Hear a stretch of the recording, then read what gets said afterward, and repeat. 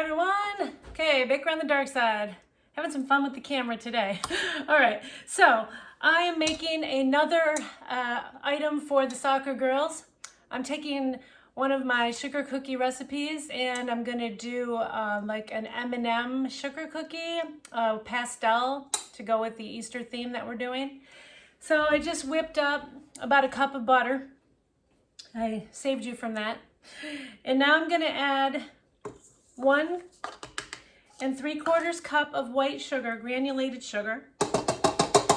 I like my sugar cookies to be more white than brown.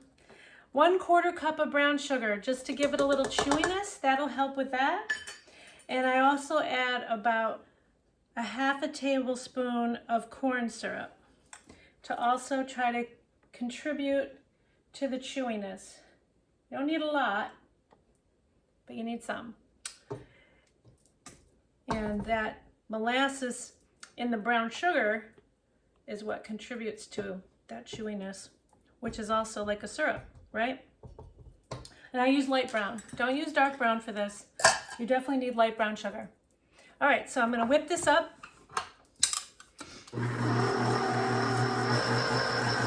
So you gotta cream this really well. You want it to probably be about 2 to 3 minutes on medium high. So I'm gonna do that, and when I'm done, I'll come back to you. Okay, so this whipped up for a couple minutes, but I want you to see what it looks like. So it's really thick like this, okay? That's just the sugar and the butters and the syrup, okay? It kind of self-scrapes itself. The bowl is clean on the sides, and the paddle is clean. So now, what we're gonna do is, we're gonna add, you know me, I like to add the baking powder, 1 teaspoon, 1 teaspoon of baking soda, 1 teaspoon of light salt, which is more than I normally would use. But this one has heavy salt flavor to it, probably because there's so much sugar in it. Then I've got my vanilla extract, which is gonna be 2 teaspoons of vanilla extract. And then I'm gonna do 1/2 teaspoon of my pralines and, oh! Sorry about that, lost your head. Pralines and cream, because I kind of wanna, it kind of gives it that birthday cake flavor. So I'm putting 1/2 teaspoon of that in place of the 1/2 teaspoon of vanilla. And so now I'm gonna start creaming this. And I'm gonna add in an egg one at a time. And you wanna get that really incorporated. And there's 2 eggs total. So you definitely wanna make sure that the first egg gets in there, gets incorporated. And then you're gonna put the second egg in. And then the only thing we're gonna have left at that point is the flour. And there's 2.5 cups of all-purpose flour for this. So it's looking really good. And I'm gonna add my second egg.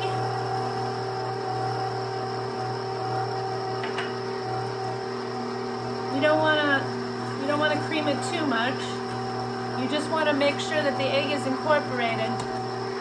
How do you like my hairnet? So when I make food for other people, I try to wear a hairnet. So yes, I'm not very beautiful at the moment, but it keeps the hair out of the food. All right, so now we're going to forget about my fashion sense and we're gonna scrape this bowl. So now it's kind of breaking up. See, it's getting softer. See that? Okay. Getting softer. Paddles on my way. I'm gonna get the other side here. And this is a really important scrape. You wanna make sure that you get all this butter and stuff off of here. All that sugar and flour, you want it to be incorporated really well when you put this flour in. All right, so I see that I took the paddle right off and did it. All right, and then I'm gonna throw these in. This is the flour. That's all this is. 2.5 cups of all-purpose flour. It's a very simple cookie recipe. And then you could do whatever you want with it. I mean, you could put sprinkles on it. You could do chocolate chips if you want, pecans. We're doing M&M for the girls. A little bit of pastels. I found the pastel M&Ms at Target. Now this dough, it has to chill. You can chill it after you scoop it, because you know me. What do I say to you? Don't chill it beforehand. It's gonna make your life hell. So I always scoop mine onto the cookie sheet and I put them together, really close together, and I just let them chill. And then you don't have to worry about hurting yourself trying to get the cookie dough out of the bowl when it's too hard. And that's what they do in the bakeries, I'm going to tell you right now. Nobody's chilling the dough ahead of time. All right, so I'm going to give this a good last scrape. This sugar cookie is a drop cookie. So for you that don't know, a drop cookie is one that you do not have to roll out. So it's not going to require a rolling pin.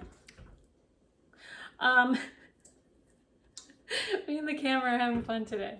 I just can't get the right angle for this. All right, so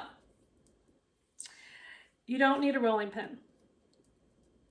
The only reason you're chilling it is because this really does spread a lot if you don't chill it. So you don't want that, because then you're going to have a thin, crispy cookie. Yes, I'm using my fingers. Yes, I am.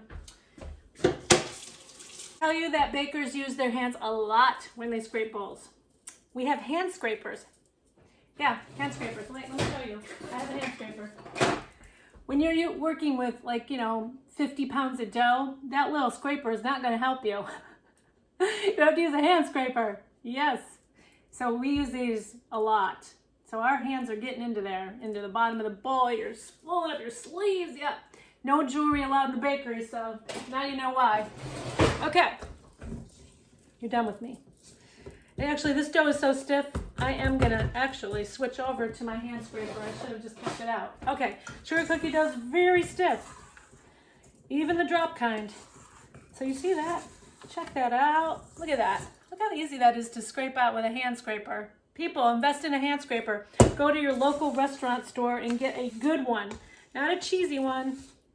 Not one that melts. I got mine at the web restaurant store. A whole bunch of them. When you have your own business, sometimes they give you some free stuff. All right, so there it is. That's what it looks like. Now, if you were to put this in the refrigerator, I'm telling you, you wouldn't be able to scrape this out. So we're going to use a scoop. We're going to use this size scoop. Now you can make them giant if you want, like even bigger than this. I'm just going to stick with this because it's the soccer girls and I don't want to make a whole nother batch. So we're going to make them a little smaller than I normally do. But typically these can be the big giant cookies that you see at the bakery. All right, so I'm going to scoop it out. It's going to chill. And then when I'm done baking them, I'll show you what they look like. Yeah, I rolled these in some sugar. And then I put in the colored M&Ms, flattened them out a little, and now we're going to bake them.